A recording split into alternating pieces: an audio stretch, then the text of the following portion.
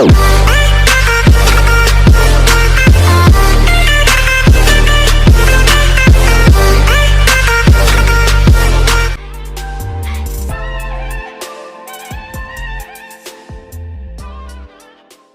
akan menjelaskan tentang definisi atau pengertian dari depresi. Depresi sebagai suatu gangguan mood yang dicirikan tak ada harapan dan patah hati, ketidakberdayaan yang berlebihan, tak mampu mengambil keputusan, memulai sesuatu kegiatan, tak mampu berkonsentrasi, tak punya semangat hidup, selalu tegang, dan mencoba bunuh diri. Selanjutnya di sini saya akan menjelaskan di bagian etiologi, di mana etiologinya itu penyebab depresi sangat kompleks, yaitu penyebab eksternal dan penyebab internal, tetapi lebih sering merupakan hasil kombinasi dari keduanya. Berat ringannya depresi tergantung pada kepribadian mental, kematangan individu, progresivitas penyakit fisik, dan tingkat pendidikan. Hingga saat ini etiologi depresi yang pasti belum diketahui. Terdapat beberapa faktor predisposisi yang telah diketahui berkaitan dengan terjadinya depresi, yaitu antara lain faktor genetik. 13 faktor ini berperan secara sangat kompleks dalam perkembangan gangguan mood. Pada penelitian mengenai depresi dalam keluarga, diperoleh bahwa generasi pertama berpeluang lebih sering 2-10 kali mengalami depresi berat. Adapun klasifikasi dari depresi tersebut, yang pertama yaitu depresi ringan, yaitu kehilangan minat dan kegembiraan, berkurangnya energi menuju meningkatnya keadaan, berlelah dan mempunyai aktivitas, konsentrasi dan perhatian yang kurang, harga diri dan percaya diri yang kurang. Kedua, ada depresi sedang, yaitu kehilangan minat dan kegembiraan, berkurangnya energi menuju meningkatnya keadaan, mudah lelah dan menurunnya aktivitas, konsentrasi dan perhatian yang kurang, harga diri dan kepercayaan diri yang kurang, pandangan masa depan yang suram dan pesimis. Yang ketiga, ada depresi berat, yaitu mood depresif, berkurangnya energi yang menuju meningkatnya keadaan, mudah lelah dan menurunnya aktivitas, konsentrasi dan perhatian yang kurang, harga diri dan kepercayaan diri yang kurang, pandangan masa depan yang suram dan pesimis, gagasan tentang rasa bersalah dan tidak berguna, perbuatan yang membahayakan dirinya sendiri atau membunuh diri, tidur terganggu dan disertai waham atau halusinasi. Baiklah, selanjutnya di sini saya akan menjelaskan di mana bagian patofisiologinya. Pada umumnya lansia mengalami depresi ditandai oleh mood depresi melalui yang tidak naik, gangguan nyata fungsi atau aktivitas sehari-hari, dan dapat berpikiran atau melakukan percobaan bunuh diri. Pada lansia, gejala depresi lebih banyak terjadi pada orang dengan penyakit kronik, gangguan kognitif, dan disabilitas. Kesulitan konsentrasi dan fungsi eksekutif lansia depresi akan membaik setelah depresi teratasi.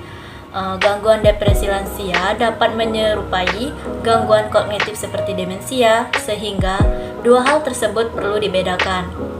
Para lansia depresi sering menunjukkan keluhan nyeri fisik, tersamar yang bervariasi, kecemasan, dan perlambatan berpikir. Perubahan pada lansia depresi dapat dikategorikan menjadi perubahan fisik, perubahan dalam pemikiran, perubahan dalam perasaan, dan perubahan perilaku. Perubahan pada lansia depresi yaitu dimana yang pertama perubahan fisik, yang dimana perubahan fisik yaitu perubahan nafsu makan sehingga berat badan turun atau lebih dari 5% berat badan bulan terakhir. Yang kedua dimana perubahan pemikiran, di mana perubahan pemikiran itu yaitu pikiran kacau, melambat dalam berpikir, berkonsentrasi atau lebih sulit mengingat informasi. Yang ketiga yaitu perubahan perasaan, di mana perubahan perasaan ini yaitu kehilangan minat dalam kegiatan yang dulu merupakan sumber kesenangannya. Yang keempat yaitu yang terakhir, perubahan perilaku, di mana perubahan perilaku yaitu menarik diri dari lingkungan sosial, kerja atau kegiatan santai. Tanda dan gejala depresi pada lansia. Yang pertama ada kognitif, di mana terbagi menjadi 6 proses kognitif pada lansia yang menunjukkan gejala depresi. 1. Individu mengalami depresi memiliki self esteem yang sangat rendah. Yang kedua, lansia selalu pesimis dalam menghadapi masalah. Yang ketiga, motivasi yang kurang, selalu meminta bantuan serta merasa tidak ada gunanya berusaha. Yang keempat, membesar-besarkan masalah. Yang kelima, proses berpikir menjadi lambat, performance intelektual yang kurang. Yang keenam, harga diri rendah, pesimis, kurangnya motivasi. Tanda dan gejala yang kedua, afektif, di mana lansia yang mengalami depresi merasa tertekan, sedih, putus asa, kehilangan semangat, dan muram. Yang ketiga ada somatik, di mana lansia yang mengalami depresi seperti pola tidur terganggu atau insomnia, gangguan pola makan, dan dorong seksual yang berkurang. Yang keempat ada psikomotor, di mana lansia depresi yang dominan adalah retardasi motor, sering duduk dengan terkulasi, tatapan kosong tanpa ekspresi, berbicara sedikit dengan kalimat datar. Ya, di sini saya akan melanjutkan pemeriksaan penunjang pada pasien lansia yang mengalami depresi. Menurut Geriatric Depression Scale GDS-30, instrumen Geriatric Depression Scale adalah 30 soal yang nantinya akan ditanyakan pada suspek lansia depresi. Contoh soalnya adalah yang pertama, kita harus menanyakan apakah bapak atau ibu sekarang ini merasa puas dengan kehidupannya. Yang kedua adalah apakah bapak atau ibu telah meninggalkan banyak kegiatan di luar sana. Yang ketiga adalah apakah bapak atau ibu merasa hampa ataupun kosong dalam hidupnya. Yang keempat adalah apakah bapak atau ibu sering merasa bosan. Yang kelima adalah apakah bapak atau ibu mempunyai harapan yang baik untuk masa depannya. Yang keenam adalah apakah bapak atau ibu punya pikiran jelek terus-menerus yang mengganggu. Yang ketujuh adalah apakah bapak atau ibu memiliki semangat yang baik setiap saat. Yang kedelapan adalah apakah bapak atau ibu takut bahwa sesuatu yang buruk akan terjadi pada dirinya. Yang kesembilan adalah apakah bapak atau ibu merasa bahagia sebagian besar waktu. Dan yang kesepuluh adalah apakah bapak atau ibu tidak mampu berbuat apa-apa. Selanjutnya soalnya itu ada 30 soal yang nantinya harus ditanyakan oleh perawat. Dengan keterangan skor 0-10 itu tidak ada depresi. Terus kemudian skor B atau skor kedua yakni skor 11-20 itu mengalami depresi ringan, dan C skor 21-30 adalah depresi berat.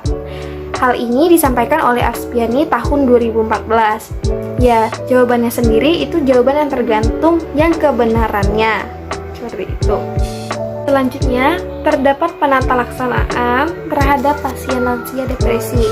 Yang pertama itu terapi fisik, yakni dengan obat, kemudian terapi elektrokonvulsif atau ECT. Nah, terapi dengan obat ini secara umum semua obat antidepresan sama efektivitasnya. Pemilihan jenis antidepresan ditentukan oleh pengalaman klinikus dan pengenalan terhadap berbagai jenis antidepresan. Yang kemudian yang kedua yakni terapi ECT untuk pasien depresi yang tidak bisa makan dan minum, berniat bunuh diri, atau retardasi hebat, maka ECT merupakan pilihan terapi yang paling efektif dan aman. Selanjutnya, selain terapi fisik, kemudian ada terapi psikologik.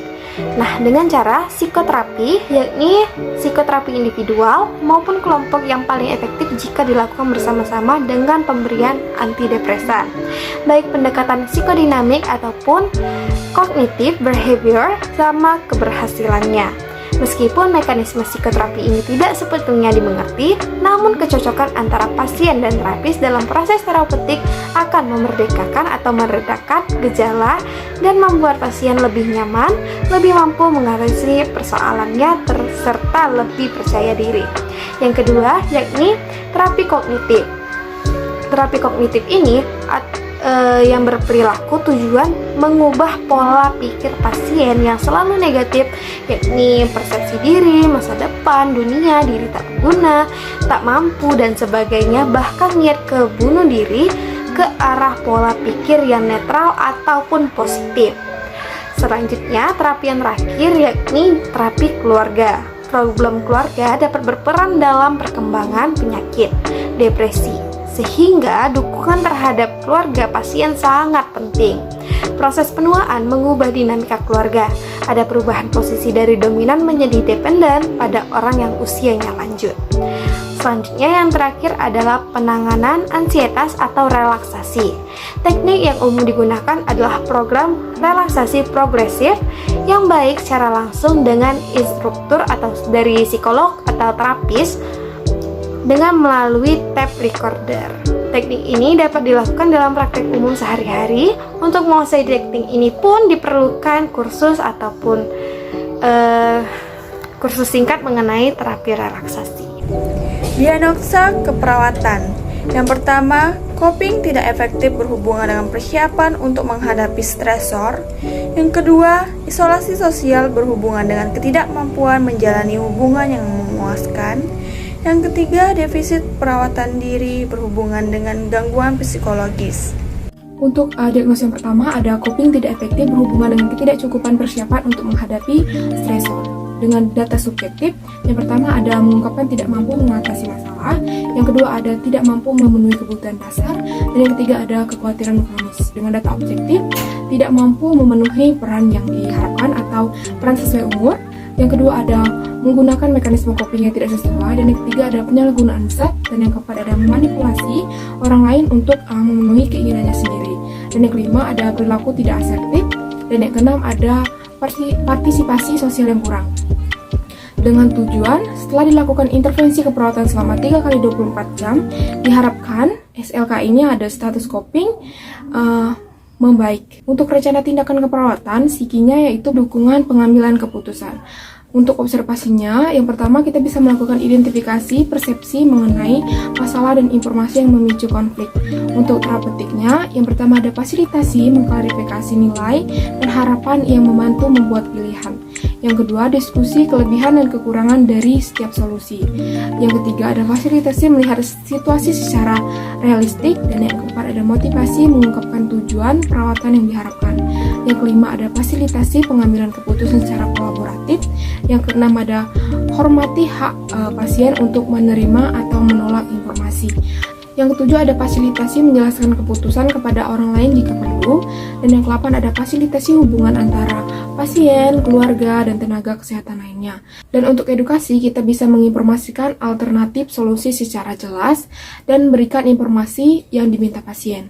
Untuk kolaborasi, kita bisa kolaborasi dengan tenaga kesehatan lain dalam memfasilitasi pengambilan keputusan. Untuk diagnosa yang kedua, itu isolasi sosial berhubungan dengan ketidakmampuan menjalani hubungan yang memuaskan.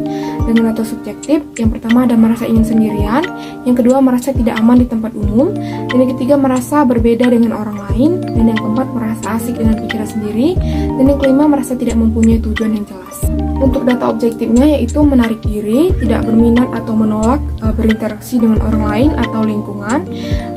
Yang ketiga ada apek datar, yang keempat ada apek sedih, yang kelima ada riwayat ditolak, dan yang keenam menunjukkan permusuhan, dan yang ketujuh itu tidak mampu memenuhi harapan orang lain, dan yang kedelapan ada kondisi difabel, yang 9 ada tindakan tidak berarti, dan yang 10 tidak ada kontak mata, dan yang ke-11 perkembangan terlambat, dan yang terakhir ada tidak bergairah atau lesu. Untuk tujuannya, setelah dilakukan intervensi keperawatan selama 3x24 jam, diharapkan pasien SLKI-nya adalah keterlibatan sosial meningkat. Untuk rencana tindakan keperawatan, sikinya yaitu promosi sosialisasi pada observasi. Kita dapat identifikasi kemampuan melakukan interaksi dengan orang lain. Dan yang kedua, kita dapat mengidentifikasi hambatan melakukan interaksi dengan orang lain. Untuk terapeutik, yang pertama kita motivasi meningkatkan keterlibatan dalam suatu hubungan.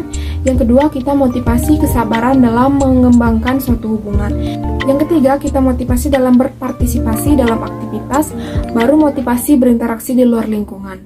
Dan yang keempat, kita diskusikan kekuatan dan keterbatasan dalam berkomunikasi dengan orang lain. Dan yang kelima, diskusikan perencanaan di masa depan. Yang keenam, berikan umpan balik positif dalam perawatan diri. Dan yang ketujuh, berikan umpan balik positif pada setiap peningkatan kemampuan. Untuk edukasi, kita dapat menganjurkan berinteraksi dengan orang lain secara bertahap. Yang kedua, kita anjurkan menganjurkan ikut serta kegiatan sosial dan kemasyarakatan. Yang ketiga, kita dapat menganjurkan berbagai pengalaman dengan orang lain. Yang keempat, kita anjurkan meningkatkan kejujuran diri dan menghormati hak orang lain. Dan yang kelima, kita anjurkan penggunaan alat bantu. Dan yang keenam, kita anjurkan membuat perencanaan kelompok kecil untuk kegiatan khusus. Untuk diagnosa yang ketiga, yaitu defisit perawatan diri berhubungan dengan gangguan psikologis. Dengan data subjektifnya, yaitu menolak melakukan perawatan diri. Dengan data objektifnya, yaitu tidak mampu mandi atau mengenakan pakaian, makan, ke toilet, berhias secara mandiri. Dan yang kedua, itu minat melakukan perawatan diri itu kurang. Untuk tujuannya, setelah dilakukan intervensi keperawatan selama 3x24 jam, diharapkan pasien, yaitu SLKI-nya, perawatan dirinya meningkat. Untuk rencana tindakan keperawatan, yaitu psikinya, dukungan keperawatan diri. Pada observasi, kita dapat mengidentifikasi kebiasaan aktivitas perawatan diri sesuai usia. Yang kedua, kita dapat memonitor tingkat kemandirian. Dan yang ketiga, kita dapat mengidentifikasi kebutuhan alat bantu, kebersihan diri, berpakaian, berhias, dan makan. Untuk terapeutik, yang pertama kita dapat menyediakan lingkungan yang terapeutik, misalnya suasana hangat, rileks, dan privat. Yang kedua, kita dapat menyiapkan keperluan pribadi, misalnya parfum, sikat gigi, dan sabun mandi. Yang ketiga, kita dapat mendampingi dalam melakukan perawatan diri sampai mandiri. Dan yang keempat, kita dapat memfasilitasi untuk menerima keadaan ketergantungan. Untuk yang kelima, kita dapat memfasilitasi kemandirian, bantu jika tidak melakukan perawatan diri. Dan yang keenam, yaitu jadwalkan rutinitas perawatan diri. Untuk edukasi, kita dapat menganjurkan melakukan perawatan diri secara konsisten sesuai kemampuan.